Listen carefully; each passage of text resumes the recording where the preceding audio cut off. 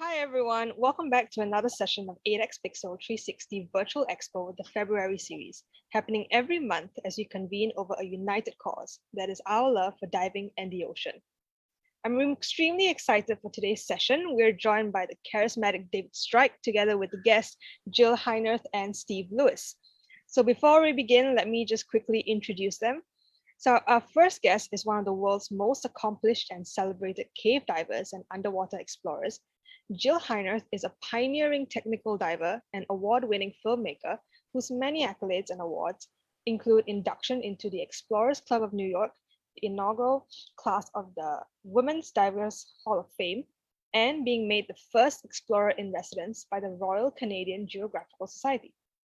And now a little bit about our second guest, Steve Lewis. Born in the UK but Canadian by choice, Steve Lewis is a diver, writer, columnist, speaker, and coach with an overriding interest in diver safety. An early convert to technical diving as a valid tool for cave and wreck exploration, Steve is a recipient of the prestigious International Sheck Exley Award for Cave Diving Safety, a staff instructor and member of the Training and Advisory Panel for TDI, the Director of Diver Training for RAID, and a proud Fellow of the Royal Caribbean Geographical Society. And lastly, David Strike.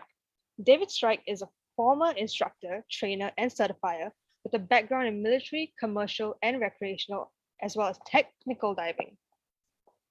David has authored several hundred dive-related articles, the 8X Ambassador for Technical Diving, Pioneer. He is a recipient of the 8X Lifetime Achievement Award and a fellow of the Explorers Club of New York.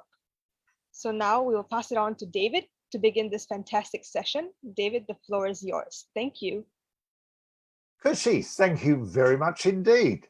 And it's nice to see you at the beginning of a new year. Yeah, Happy New Year, guys. Yeah. So yeah, happy New Year in many ways. Yeah. Yeah. And I mean, traditionally, this is the time when hopefully all of us or most of us use the experiences of the past to make resolutions that we hope are going to guide us through the year ahead. And it's lovely to see as guests for this first session, Jill and Steve, two of diving's, I think it's fair to say, most talented and informed individuals. And both of whom are uniquely qualified to comment on and discuss the past, the present, and the future of recreation and technical diving. So, Jill and Steve, it's lovely to see you again. It's been 3 years since we last actually caught up live. I know we've spoken on Zoom. Is it really 3 years? Yes, wow. It is. That's amazing. And I was saying to Jill as well, it's 4 years since we sang karaoke together. Yes. And I'll never forget that. Yeah, I saw the day after results of that. It was horrible. It was horrible, Steve. So, welcome. Now, both of you are living in Canada, so you're in the depths of winter there, right at the moment. In the dark depths of winter, yeah. Yeah, and here in Sydney, of course, we're in the depths of summer, which means that it's pouring down with rain and it's cold and the seas are rough and rugged. It's horrible. I keep telling myself that we're almost in spring, so I go outside to get wood for my wood fire, and I convince myself that minus 5 is actually a huge improvement. Hey, now, just before we start, I do have to ask Steve, we spoke about this before and I promptly forgot. Maple syrup, when do you gather the maple syrup? Soon. In the spring. Spring, right. Like the real spring, usually around March. Right. So you tap the trees, and it has to be freezing at night and sunny during the day. So the tops of the trees are getting sunlight, and that starts the process of the sap coming up, and it's the sap that you tap, that you gather, and then you boil that, and it's a ratio of about, depending on where the trees are, but roughly about 39 liters of sap to make 1 liter of maple syrup. Right. Now, sorry, that was I digress there.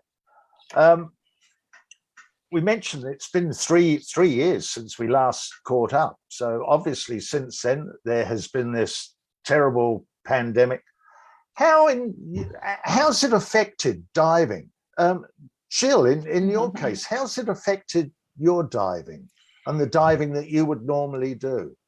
Well, you can imagine. Well, interestingly, my last big trip was right before COVID. So I was in Truck Lagoon, and literally the world was kind of getting the word that things were shutting down. And we were told we would be the last group out of Truck.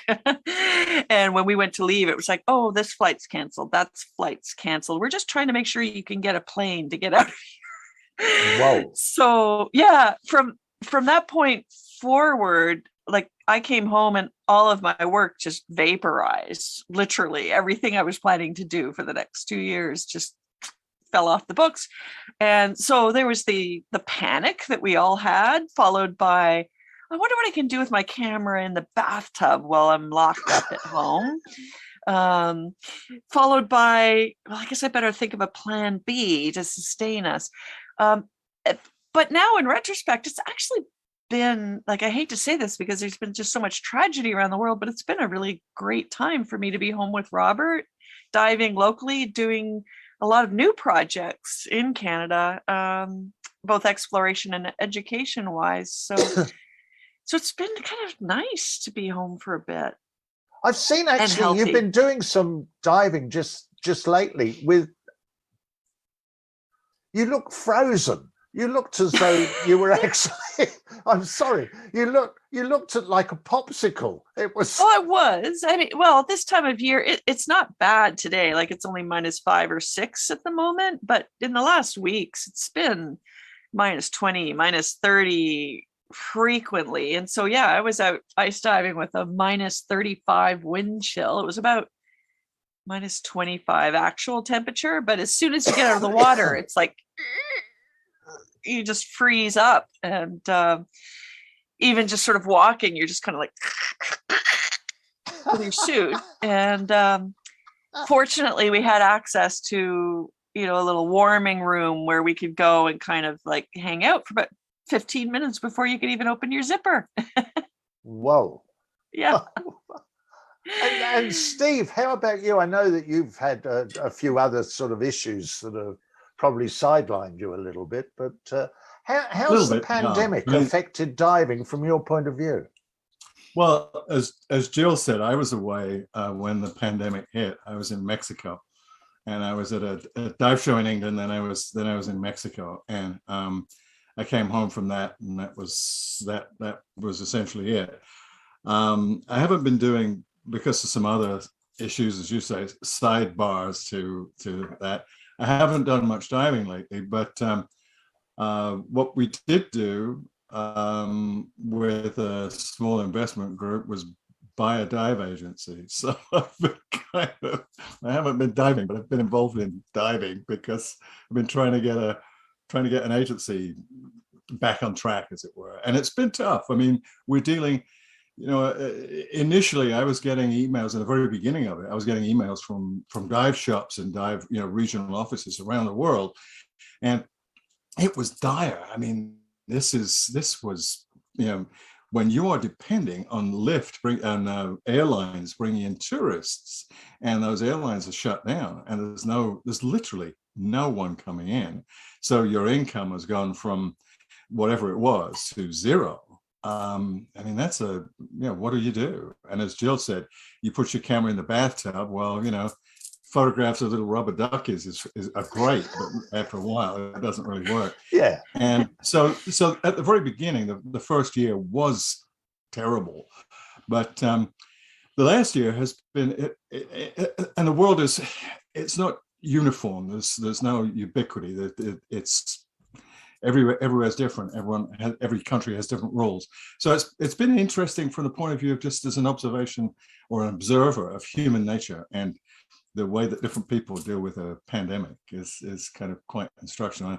And like Jill, I feel guilty because I've kind of enjoyed it. It's been fun. I've got lots of notes. And you've been doing, because both of you have authored sort of a tremendous number of books and articles and things. And Jill, I see two of yours there. The Aquanaut, that's the kiddies book. It is. Yeah. Yeah, that got released during the pandemic, which isn't ideal for a time to release a book. but it's Book had some tour good easy. success. Yeah, the book tour. Well, yes and no. I do a lot of online readings and presentations all the time. But I guess that's another thing with the online. The pandemic has certainly sort of encouraged. Well, we're doing a Zoom broadcast at the moment rather than standing in a pub somewhere in Singapore talking about it. Yeah, it's kind of nice. I mean, everybody's learned to, every store has a podcast or a little, monthly Zoom meeting. And in that sense, although we haven't been in person, we have built some community in the diving industry through these, virtual connections. And it's just awesome that, that you've been keeping these up, and ADEX has been doing so many of them. They have it's actually. They've been doing exceedingly well. Yeah. Yeah. What because years ago there were the various forums, weren't there? The diving forums, and I guess Zoom and the podcasts have sort of replaced that.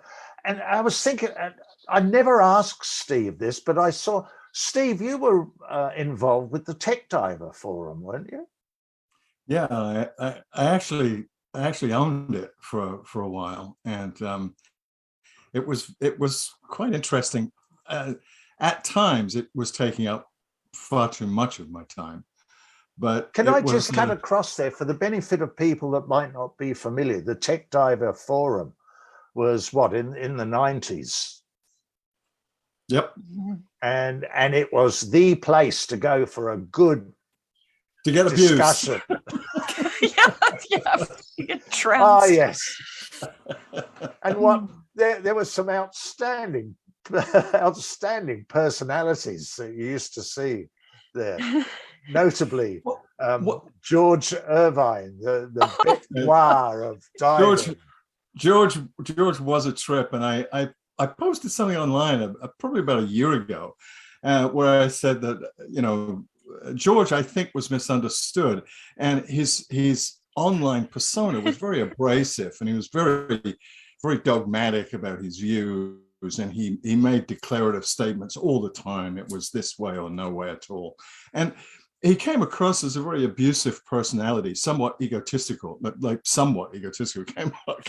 came across as a narcissist.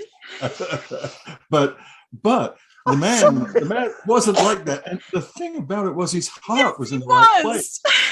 Well, he was trying to shock people into understanding that he sent me body bags. I've never met the man. He sent me body bags with a handwritten note. No, I'm sorry, I won't accept that that's a normal human being. It's disgusting. Well, I'm not saying he was normal. I'm just saying that his heart was in the right place. It's just no, it wasn't. His methods. His heart was not in the right place. He wished my team to die and asked me to clean up after my mess. I'm sorry, but I will never accept that. Yeah. God. Yeah. Okay. Well, I'm just and here I was going to say, I'm my claim to fame is that he I'm the actually forgiving one, and Jill isn't. So I was going to say. I'm sorry. My claim to fame was he put in the subject line of one of the posts on the Tech Diving forum, "David Strike is correct." Oh, there you go. That was the subject. The top. Wow. Now I could turn it to funny here, because at Wakulla, he initiated some very poor behavior, like putting a note in the mouth of a dead catfish and tying it on the line, and writing IQ of 100 needed to get past this point, or there's nothing left in B tunnel, you won't find this. So some pretty horrible stuff that we published in real time at the time. And so one day I went past those notes, got to the end of where he said there was no more cave. And then Brian K. Cook and I laid another 1,000 feet of line and broke open a whole new area of the cave, and swam out. These dives were like 22 hours total, end to end. And by the time I finished the dive, somebody on the team had actually made a primitive little like video game where I think the message on the Tech Diver forum was George just got beat by a girl, and there was this little Jill that would go boom, boom, boom, boom, boom, boom, and you could make it punch at George online. So this was after the body bag incident. Oh dear. I was actually livid. I was like, don't do this, because you've done this sort of in my name, right? And now the guy's going to harass me more. Like, just leave me alone. I don't want anything to do with this vitriol. Steve, how long did you run that for? Oh wow, several years. I mean, it was 3 years, or at least something like 3 years. And it was, it was, and you look back on it, and certainly there was a lot of stuff like that, calling people strokes and whatever.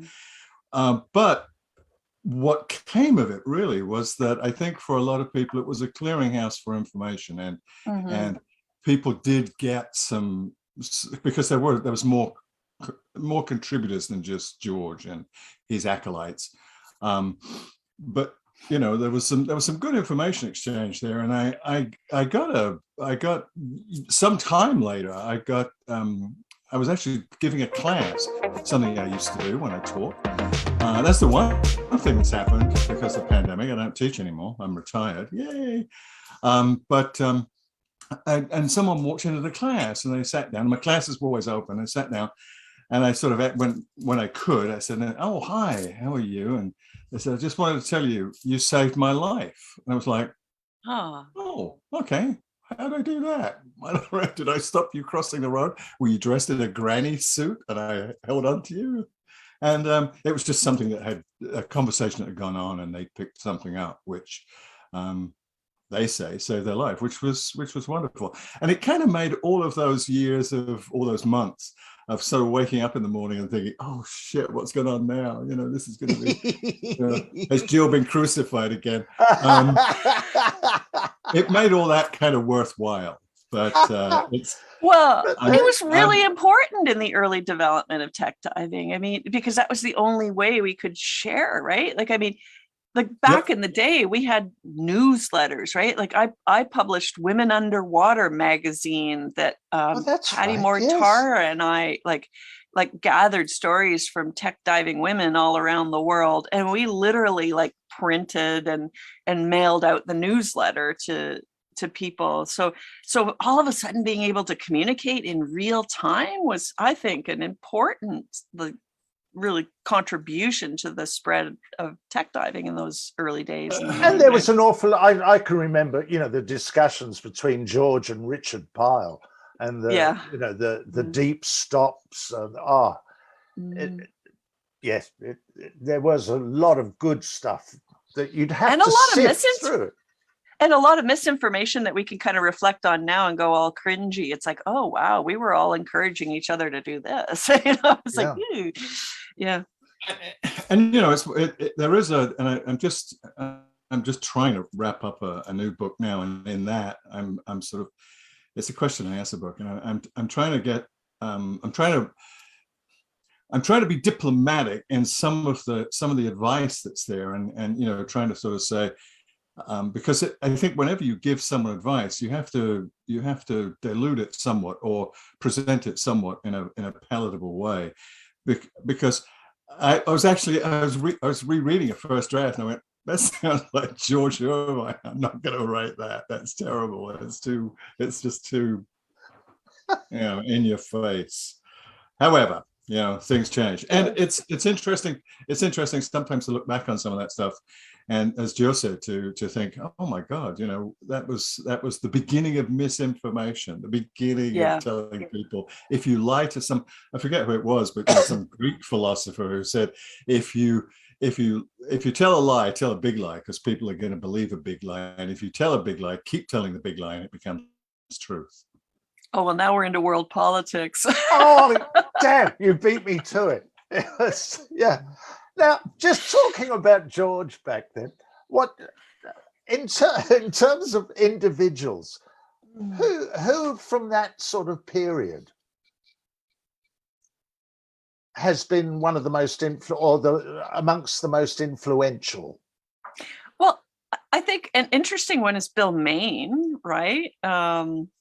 Yeah, very. Like Bill never looked for the spotlight or looked for attention, but William Hogarth Main, the Hogarthian sort of roots of DIR, is pretty huge when you look Jill, back do you on it. have you had a student? I'm pretty sure you have. Have you had a student when you talk about gear configuration? You mentioned Hogarthian, and you say, "Yeah, Bill Main did," and they go, "Hang on, what? Who's that?" Yeah. Oh, yeah. You mean Bill Hogarth? Like he's Hogarthian? It's a real person?" And you kind Oh, of go, yeah. yeah. Yeah. Somebody really has a middle name Hogarth? Oh, the poor guy. He's an absolute sweetheart. I mean, Bill's still diving actively today, but he does not seek the spotlight. He's, he's retired and At all. Yeah. If you go to Ginny Springs, you might just see him slip into the water still in a wetsuit. He doesn't dive dry suits, Yep, dry suits are not Hogarthian. And he guided me at Indian, I think it was. And I sort of signed up, and there he was. And I had a dry suit on, and I was like, he said, well, and we were talking about it because we were talking about lights. And he was talking about his approach to lights. You had to be able to buy the spare parts in the Home Depot. It had to be that simple. And I said to him, in a wetsuit. And don't you find, and he was like, no, wetsuit's the simplest thing to wear. And I think he said something like, if I could do it, I would just put bear grease on my body and dive like that. And I was like, that's simple. Yeah. So he was pretty influential. Now here's one that people today don't know who he is, but he was a huge contributor to those early days. Like, how about Woody Jasper? So American cave diving explorer who probably put more line in caves in Florida and Mexico, probably more line in caves, period, than just about anybody in the world. I mean, maps, man, if you look at all the early Florida cave diving maps, his name's on every one of them. And if you go to the end of any line or you go to any new sinkhole, you think you've got a new lead, you jump in the water and there's a line, and by God, there's a Woody Jasper line arrow on it. Whether you're in Mexico or Florida, it's like, damn it, he was here too. Oh my gosh. But what happened to him? Why? He's still alive. He's not diving these days. Right. He's retired. But once in a while he sort of pops up at a dive site now and then. But he has a million stories about, oh yeah, I was exploring this sink, and when I surfaced, I was on the end of a barrel of a gun from the local farmer that I had not asked permission from. He's a wonderful guy. He's the total MacGyver of diving. So beyond that exploration, he did a lot of early development and inventions, like a DIR reel. That's a Jasper reel. Woody designed that, with the handle that's all one piece built in, like. Right. Yeah, it's a Woody reel. And then, there's Bill Stone as well. Absolutely. Yeah. Bill's still diving. Bill's still engineering. Yeah. Mm-hmm. I loved Bill's, because Jill and I, as you've said, both live in Canada where marijuana is legal. And so nobody thinks about it. But I remember one of the first photographs I saw of Bill Stone. The background was a 2-meter tall marijuana bushes.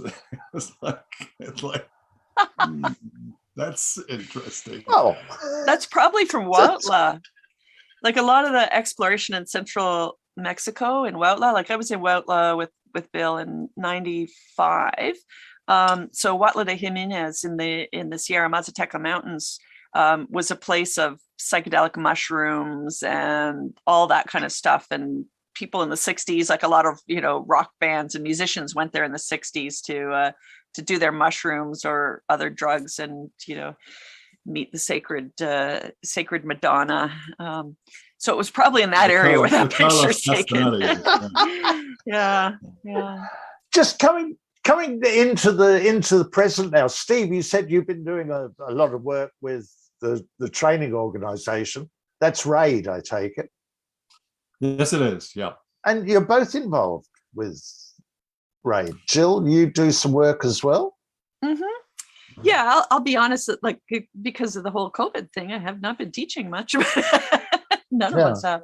Yeah. Mm-hmm. Mm-hmm. But yeah, RAID's done some really exceptional new sort of earth-shattering concepts for training agencies recently. So it's kind of exciting to see what they're up to. Maybe Steve can elaborate. Well, I guess both of you we do training manuals. Do like working outside the box.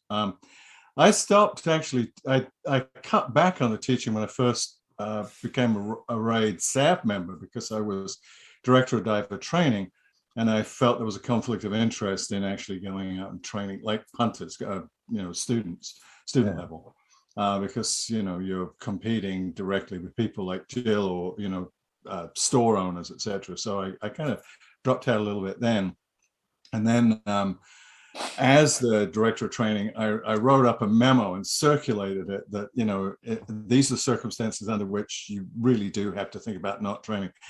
And then I got cancer and went to chemotherapy, and that was one of the things I'd mentioned. So I was hoisted on my own petard, I believe is the expression. So like I stopped teaching, and then I kind of thought to myself, you know what, it is really, I've been doing this a long time. I've not killed anyone. I'm still alive. So you know what, I think I'd better call it quits. I still dive, but and still really enjoy diving, and I miss teaching, but because of the involvement in the agency, and now I'm VP of marketing now, so it's a little different. But I like the idea of being able to set a standard or to influence people or to direct where, and as much as everyone says, oh, you're a technical diver. Yeah, I think all diving is technical, but I'm a technical diver. So what? The people that I really am excited about, and I know Jill is as well, is kids. Like let's get all these cadet explorers in there. Let's get all the kids interested, because who knows, Jill and I, we may be the last generation that actually gets to see some of the things that we see, especially in some of the caves, because the caves are very, very vulnerable. It's not just the cave structure itself, it's the water that's in the caves.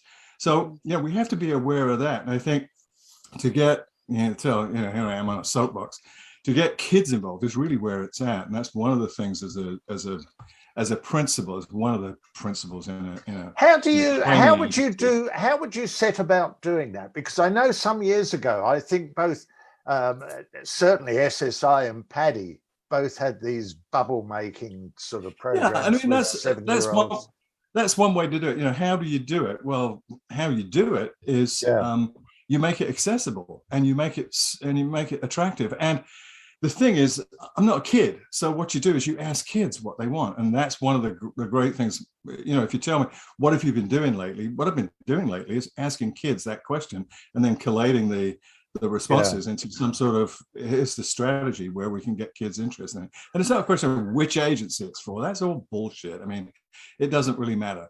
The end result is that getting young people involved and aware what's down there, and aware of the fact that we would not exist if it weren't for coral. If it weren't for stuff in the ocean, we would not be here. In fact, we started out in the ocean. That's our forebears are there. If we can get more kids involved in that, perhaps we can save the planet. And I hate to come across as sort of West Coast and latte drinking and tree hugging, but I am. That's what I am. Well, and you said the word accessibility, which is important too. And so RAID's made some major leaps forward there too by providing the educational materials online, environmentally friendly and accessible because they're free. So you can start the journey of learning online for free. So you get hooked then, and then you start looking for your dive shop and the instructor and going, oh my gosh, I do want to do this. And then the instructor who's like been suffering from these difficult times in COVID is going to find now that the instructor fees are going to be waived for RAID. And so it's accessible to them too, so that they can keep a business going. So there's an interesting thing here. And this is, I know that Jill and I are both instructor trainers, or, instructor trainers, or whatever the hell you want to call it. But it's really interesting when you're actually faced with a potential instructor and you ask them a question, and over the years you develop questions like, what would you do with this? And one of the things I can remember saying just, towards the end of my teaching career was, so how do you feel about teaching kids? And that's because a lot of instructors, hang on, let me rephrase that. There is a vocal minority of people who want to become instructors, who want to change the world, who want to be explorers, who want to, lay lining caves. Great, that's fantastic. Doesn't make you a good instructor, but how do you feel about having a handful of kids and taking them in a pool and spending 4 hours with them in the pool, introducing them to the whole joy of being weightless and breathing underwater? If that I used to do scuba camps, like when Paul and I had Scuba West all summer long. It was insane. I mean, 5 days a week we had scuba camp. So from 9 to 5, it was the cheapest babysitting service in town, basically. Like, parents dropped off their kids and I had them full on for that 8 hours, and then was repairing scuba regulators all night till midnight because it was summer, right? And yeah, in my 30s, that was I had the energy for that. I can't do that now. Teaching kids, when you're teaching kids, though, there's got to be that emphasis on safety, and that emphasis on safety has to then, or presumably, flow through to more mature divers. And once you get that, diving is safe, fun, and enjoyable. But what about the danger? What about the things that really sort of excite you and get the adrenaline flowing? Kids are actually rule followers. Young kids, you give them the framework. You say, do your homework tonight so you can dive tomorrow. And by God, they come back with the homework. An adult won't. And you put the kids in the water and you tell them, you don't do this or you'll die. I mean, sometimes I use some like strong language. You don't do that. Here's what happened. One of the other things, David, and that's key. What Jill says is key. But another way that you control the safety is you control the environment. And swimming pools and shallow dive sites are still fraught with danger. But we were recently putting some standards together for something, and the depth was, it's a swimming pool thing, and the depth was set at this. And I said, well, that's every swimming pool is a bit deeper than that. We should make it deeper. And Paul, the president, said, well, there's a shallow end in the pool. I said, yeah, but if obviously you've never had kids in a swimming pool, mate, because the last time I had a bunch of kids in the swimming pool, I turned around and they're all down the deep end playing and fighting, and they're all in scuba, but they're jumping up and down, and they just gravitated, they fell down the slope, and that's it. So I mean, you control the environment, and they're perfectly safe there, of course, but you control the environment. That's how you do it. As Joe said, they do follow the rules. And secondly, I think, or most importantly perhaps, is by looking at kids enjoying themselves in that environment, you remember something about yourself. Why did people say, why did you learn to dive? Well, that's it. You learn to dive because it's fun. And if there's something that I think RAID does, and it's part of our mandate, is that we're putting the fun back in it. Let's get away from this. Oh, I'm a technical guy. I drive a CCR. I dive in caves. Yeah, fine. Do you enjoy it? It's interesting. It's interesting too, because every RAID class, like normally you think, okay, you have to get this skill, that skill, this skill, that skill done in this dive, and then on and on and on. And it can be mind blowing for an instructor. Well, the last dive in a RAID class is mandated to not have skills. Just go have fun. and exercise what you've learned. Yeah.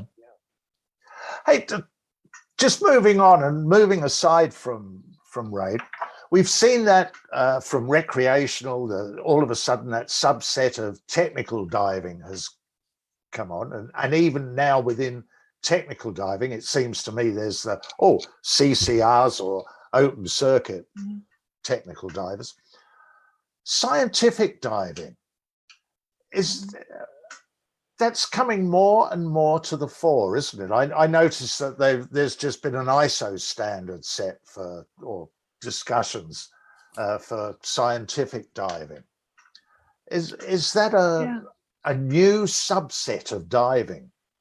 Well, I think it's always been there. I think there's more awareness now, and there's certainly more citizen scientists. So there's a lot of people volunteering for organizations and academic institutions that are being told, well, if you're going to work with us, we appreciate the volunteer support, but we need you to meet a certain standard in terms of dive safety and even collection procedures. And so that's where that qualification comes from. But, thankfully, there are more and more citizen scientists, both formally and informally contributing to important data sets for, big issues that we're facing in the world. Like, we don't have time for traditional science research, peer review, publication timelines for some of the issues that we're facing.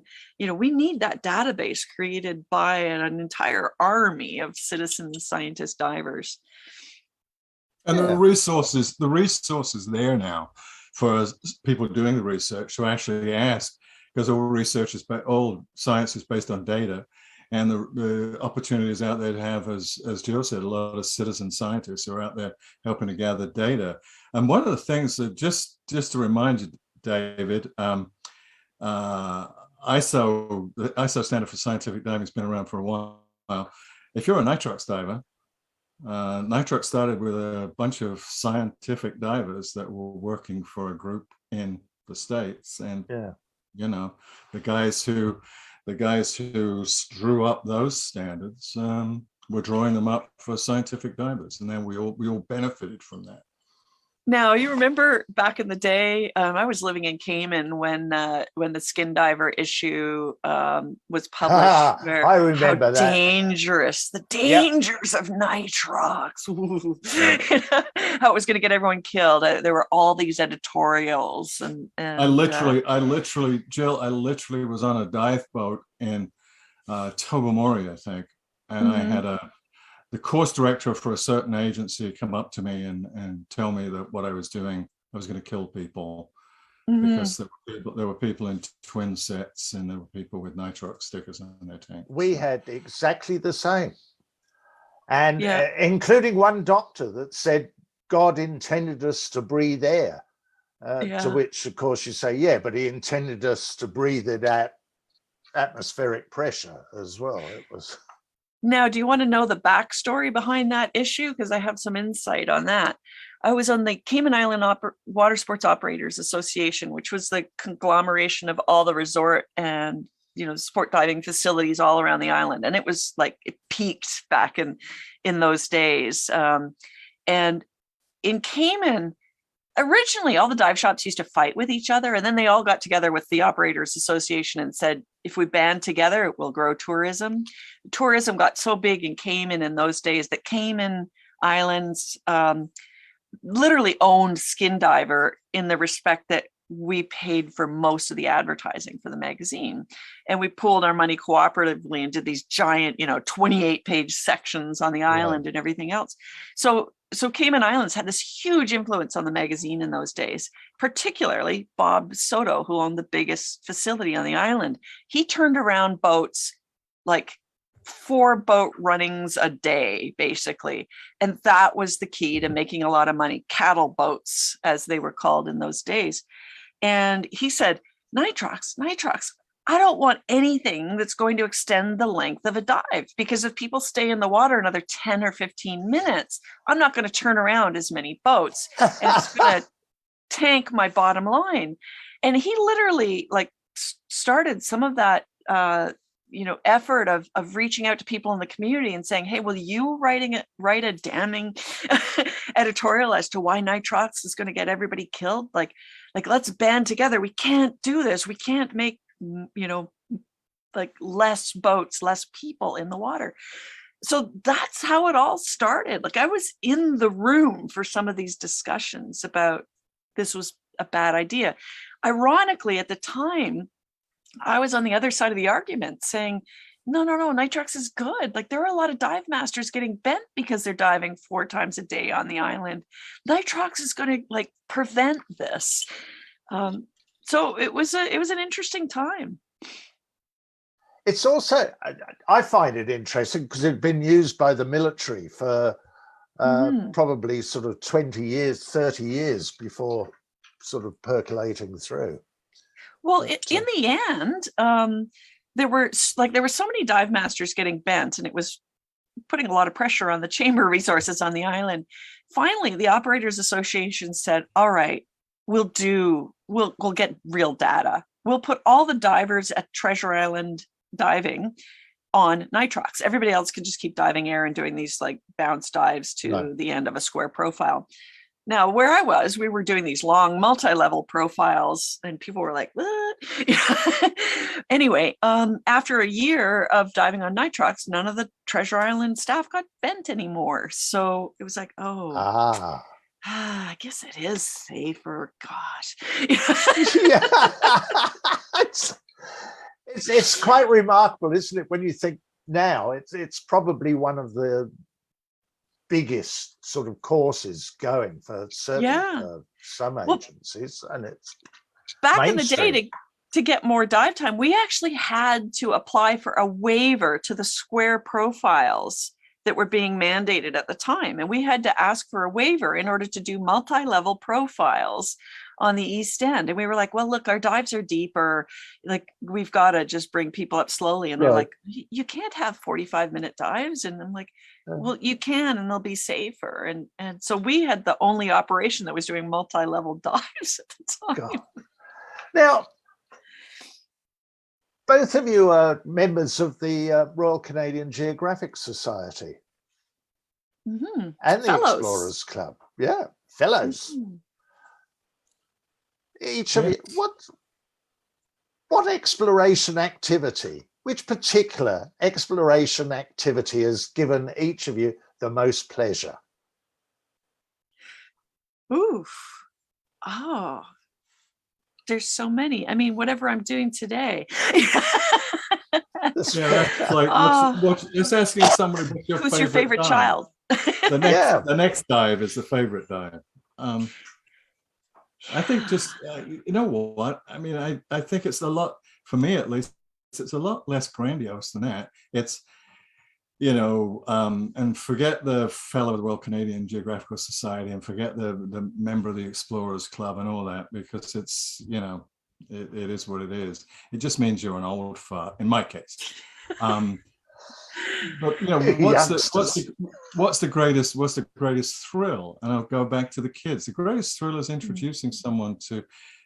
I know that Jill and I have both experienced this. Once at Ginny, for instance, when you get round the beginning of it and you get into where it opens up, and you've got cave students with you, and there are so many times when I've heard, you get them around this. This is, they can make the third of a tank last until they get to this area of it's still at the very beginning of the cave, but they get to this area, and without fail, probably 8 times out of 10, you hear them in their regulator go, "Oh my God, that's bloody fantastic," because it is. And the thought that you've introduced someone, or that you've shown someone, or that you've guided someone, you've been able to get them from fresh air to this spot in the earth that very few people have seen still.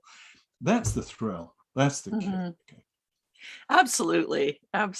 When somebody comes out and says, "I never thought I could do that," or it's very gratifying. That's the beauty of teaching, for sure. Yeah.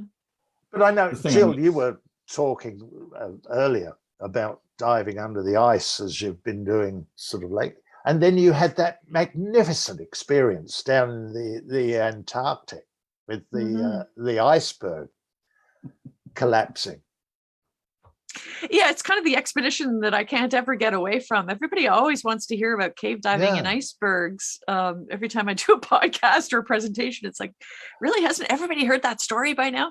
But what I found the most interesting about that was the fact that when you were actually right at the base of the iceberg, which was only sort of meters above the seafloor, but all of the sea life that was there. Mm-hmm. Yeah, it was pretty extraordinary. This one chunk of ice had gotten stuck in a shallow area near Cape Hallett, and it had been there long enough that the filter feeding organisms had all just exploded into this incredible frenzy of life. Because if you went like outside of the iceberg, you could see that like moving ice on the seafloor had literally ground everything to stumps, So this was a place that was now this little protected enclave that was so beautiful. Yeah, colorful. Mm-hmm. And what plans do you have for the future for once the pandemic has? I've actually got quite a bit on the books this year, like all at home in Canada for the most part. I'll go back to truck in January. I mean, I should have been in truck right now, but they're not ready for us yet. So I'll go back next January. But between now and then, I have a number of expeditions across Canada. I'm doing a lot of work in the Great Lakes watershed, including the St. Lawrence River and Gulf of St. Lawrence. And that's a water system that if you made a linear trip from Duluth, Minnesota out to the Gulf of St. Lawrence, it's 3,500 kilometers. So there's just a massive amount, 30,000 shipwrecks in the Great Lakes. So there's quite a bit to do. Really? Yeah. And then I've got more work in Newfoundland again. Just right there. Yeah, and I live, very close to Canada's longest underwater cave system that I'm doing a lot of research work in. So that's pretty fun. Yeah. Really? Mm-hmm. Yeah. Whereabouts is that? Not far from me. I'm not far from Ottawa, Canada, the nation's capital, and there's more than 10 kilometers of passageway in this system that's beneath the Ottawa River, and there is a population of endangered mussels that's it's the most dense life that I've ever seen in a freshwater cave anywhere in the world. It's amazing, and many of these are endangered species, so quite fantastic. Right. David's giving us a bit of a cool little disco light show here. I don't know what's happening. I can see everyone else perfectly, and okay, there you're back. Oh. Yeah, it's a fun light show. Those magic mushrooms again. Oh, yeah. I don't anyway, know. this cave has no visibility, high flow. It's cold most of the year, but it's full of endangered species. So it's I've got a decade of research to do, and now I've got a scientific partner that I'm working with, and we're writing some papers about. What is that? Discovering new species as well. No, it's not yet. We're still working on cataloging what's in there, but the endangered species are quite pivotal to the water health. So really important part of the what sort? Shells or mussels? Like bivalves? Yeah, bivalves. So, but freshwater bivalves can only survive with a relationship with fish hosts. In this case, bass and walleye and sturgeon that help maintain the reproduction of the mussel populations. And the lake sturgeon are endangered as well, but prolific in this region around the cave. Wow. So pretty cool. Yeah. And what about you, Steve? Do you have any plans? To do some fun diving. I mean, and that's it. I've got a couple of things. I've got about $25,000 worth of equipment sitting in a storage unit in Mexico that I have to go back and retrieve. A couple of rebreathers, dry suits, side mount gear, which I haven't been able to get to for a couple of years. Wow. Which is more a function of, my reluctance to travel when I was compromised, when I was immune compromised. I no longer am. I don't have that excuse anymore. So I got to get my backside down there and pick that stuff up. I also want to return to some of the cold water sites that I explored when I was younger and fitter and able to tolerate the cold a bit better, because our equipment has improved somewhat, and we now have heated undersuits and dry suits that don't leak, and we don't have to wear diapers and stuff. Whereabouts, Steve?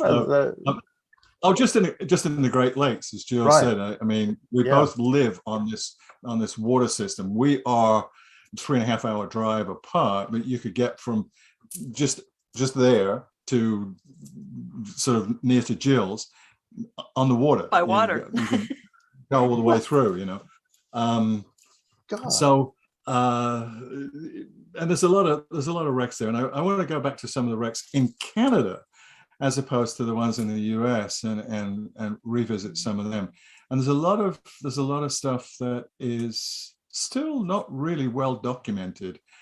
And I'm far from a scientific diver, and I'm far from an underwater archaeologist, but I have that interest, and I mean, my primary interest, if I had to, are caves and Paleolithic art. I love cave paintings, and I think that history is really amazing. Unfortunately, a lot of the caves that we dive are flooded, so any drawings that were on the walls are gone. But some of the bas relief that they made is still there. But I have a dive we have to do together, Steve. I have a dive. I want to go to Bon Echo on the wall, and let's do that together. This is a provincial park near us that has petroglyphs, and they're at the water line. But and we both know that water level, at the end of the Paleocene, that the water level was 100 meters lower than it is now.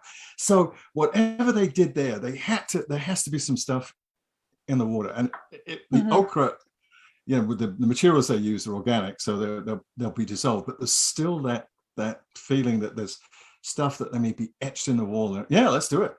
Okay, that'll be our spring dives. I'm literally waiting for the ice to go, and let me get that dry suit from from Mexico. That'd be awesome. Cool. There's so much to do. I'm flickering. What? So, Dave, just to give you a sense of how much diving we have to do here, I've actually dived in every province and territory in Canada, which was not easy to do. We have 220,000 kilometers of coastline. We have 8% of the land mass covered in lakes and rivers in Canada. So, and that coastline, if we included that coastline, it would just be off the charts. So yeah, we have so much to do here. I could just within an hour's drive of my house dive somewhere different every day. Yeah. Bloody hell. For the rest of my life. Much to do. Yeah. This is now. Both of you have written books, and so have you. Jill, what? Sorry, hang on, Jill. What do you have planned in terms of new sort of new books? writing? Because you're into the planet, still sort of left scope for a lot more to talk about. Yeah, I mean, I have a contract for another adult nonfiction and another kids book as well, and I'm literally floundering around trying to find my way. You'd think that COVID would have been a really good time to have written those second books, but I've got about 8 books a quarter written and just haven't landed yet. So, but yeah, there'll be a lot more forthcoming. Right. And what about the children's books? Yeah, I do. I have a contract for another kid's book, and I do have one called The Iceberg Explorer that's kind of sitting on an editor's desk right now to see if this is the direction that they want me to go. And that's with Tundra Books at Penguin Random House. So hopefully The Iceberg Explorer will come to fruition. If not, I'll probably self-publish that one because I'm pretty excited about that direction. Now, hopefully you can still hear me. I've just We switched off can. my, yes, it was just We can, flickering yeah. away. That was, I Yeah. don't know No more what. disco lights. No, no, blow that. Steve, what about you? Just wrapping up a book that is a question and answer book. It's a collection, an amalgamation of all the questions that I've been asked over the years about, particularly cave diving, but technical diving. And it's called "Is It Dark in There?" Which is a question that one gets asked. I'm doing the final draft now. Mike Manduno is writing the foreword for me. It's, I would say, ready to rock and roll. I'm hoping to take some copies with me to the Go Diving show in England at the beginning of March. That's a pretty difficult ask, but we're going to try. I And still, it's oh, I can't show you. I'm holding it up here. Death in Number 2 shaft. Yes. Oh, there you are. Look. Yeah. Look, How about that? Death in That's a Number book. 2, which was a great book. Was it? Yeah, I don't it was. remember. It was actually. I thoroughly enjoyed that. I did That was. too. Thank you. I'm just told I gonna don't take compliments very well, so I have to learn. Thank you very much. I appreciate it. No, it was. Yeah, it was not a. I was going to say I thoroughly enjoyed. I did enjoy it. It was great. It was well written. It was gripping, and quite emotional, but also a lot of historic fact in there as well. And yeah. Well, thanks a lot. I'm glad you. No, it was. Enjoyed it. I think I might have mentioned at the time I was put in mind of Kerouac actually when I was reading it. But yeah, well, that's not bad. That's a high compliment. Group to be put in yeah. with Kerouac. Yeah, it was. Yeah. And then French Canadian. Who, Kerouac? Yeah, his mother was French Canadian, I believe. Oh. I do believe that his first language was the patois that is common in Quebec. And don't you know that you can't have a call podcast discussion with Canadians without us saying, he was Canadian, or, we invented that. That is a Canadianism. We have this complex. Horrible complex about people. We're always telling Americans, we invented that. So I suppose. My girlfriend and I, we bought our tickets to go to the UK on Saturday evening, and we were talking about stuff. And I said, well, you have to be prepared for the fact that in spite of what you think my accent is, when we get off the plane, someone's going to say to me, "So, hello, dear, whereabouts in the States are you from?" And she said, "Well, why?" I said, "Well, they think I have an American accent." And she said, "No, you don't. You have an English accent." Okay, fair enough. And I regaled her with a story. I got off a plane one time. I was picking up a rental car at Heathrow or Gatwick, and the woman, very nice woman behind the counter, I just walked in. She said, "Oh, so what part of the States are you from?" And without even thinking, I said, expletive. I'm not expletive American. I'm Canadian. And I said, "Oh, I'm awfully sorry. It's just a reaction we have. If you're Canadian and someone calls you American, you immediately, I'm not bloody American, I'm Canadian." It's just one of those things. So yeah, Jill's right. We have to let people know. It's like New Zealanders versus Australians in your case. I'm sure the New Zealanders are equally defensive. Well, they have a better rugby team. That's why. The New Zealanders, the Kiwis, yeah, but yeah. I mean, the All Blacks. Yeah, I'll run up and put my jersey on. Now, because we're getting close to the end, how do you, in terms of the future of diving, how do you see it sort of developing? Recreational diving. Well, I think even recreational diving is going to get well, I think it'll go in two directions. I think even recreational divers will get more technical on the one sense. There's going to be more technology available to us. But I also think there's going to be an even more explosive growth in free diving. So non-tech, in terms of, young people just don't want to own stuff. They're mobile. They live in closets. And so something like free diving that has far less gear is extremely appealing to that person. It is. That doesn't bode well for the dive shops, of course. It can, if they choose to embrace it. Yeah. Yeah, I think that exactly. every dive shop has to become a multi-sport water sports shop. Really, they have to rethink.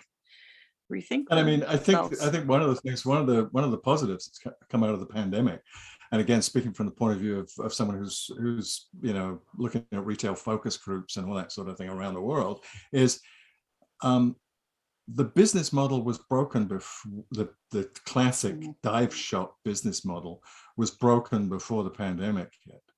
And what we have now, I have a conversation with a dive shop owner, and there's no prices in the shop. There are just QR codes. So you just get your phone and you get all the information on your phone, including the price and any deals they got, by just looking at a QR code. Fantastic. I mean, so what's the future of diving? Is more technology and more open, and probably less boundaries, fewer boundaries. Well, Steve and Jill, I'm told that our time is up. It was absolutely lovely to speak to you both again, and thank you very much. Let's hope next time we're in Singapore. Yes. Indeed. Kusi, thank you. Hi guys. Hi, thank you. Thank you guys for taking the time and joining us today. I know it's pretty early in the morning for some of you guys, but thanks again for coming in and sharing with us. And thank you, David, for moderating such an interesting session. We hope to see all three of you physically at the Singapore Ocean Week 8X show in June 2022. So for our viewers, if you have any questions for them, feel free to drop them on our Facebook page and we will try our best to answer them. Sadly, this is the last session of our February series, but we'll see you guys again next month for another lineup of interesting sessions.